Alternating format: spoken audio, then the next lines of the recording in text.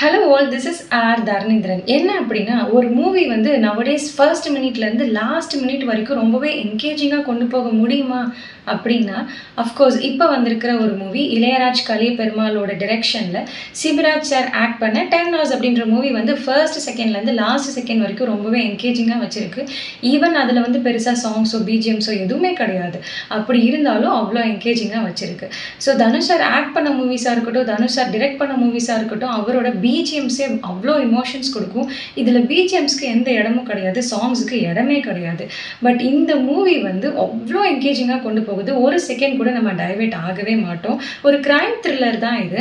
So Ilayaraj Kalaiperumal sir வந்து ரொம்பவே அழகா இந்த மூவிய கொண்டு போயிருக்காரு.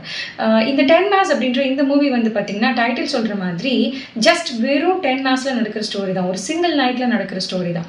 ஸோ காஸ்ட்ரோ அப்படின்னு நேம் வச்சிருக்கிற சிபிராஜ் சார் வந்துட்டு பார்த்தீங்கன்னா, ஒரு போலீஸ் ஆஃபீசர். நாளைக்கு அவர் சபரிமலை போணும் அப்படின்னா, இன்னைக்கு நைட் இந்த ஸ்டோரி நடக்குது.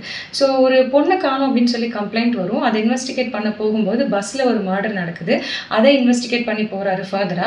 அப்போ இந்த 10 ஹார்ஸ்க்குள்ள எப்படி இந்த மர்டர் இது எல்லாத்தையும் சால்வ் பண்ணாரு அப்படிங்கிறது தான் இந்த ஸ்டோரி.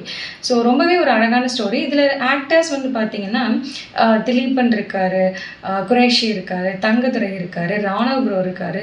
ஆக்சுவலி பிகினிங்ல இருந்து எண்ட் வரைக்கும் நான் எக்ஸ்பெக்ட் பண்ணிட்டு இருந்த ஒரே விஷயம் என்ன அப்படின்னா, கண்டிப்பா பஸ்ஸுக்குள்ள மர்டர் பண்ணது ராணவ் ப்ரோவா தான் இருப்பாரு அப்படின்னு நான் நினைச்சேன். பிகாஸ் ராணவ் ப்ரோக்கு வந்து ஒரு சிங்கிள் டயலாக் கூட கிடையாது. ஸோ அவர் தான் மர்டரா இருப்பாரு அப்படின்னு நினைச்சு நான் பார்த்துட்டே இருந்தேன்.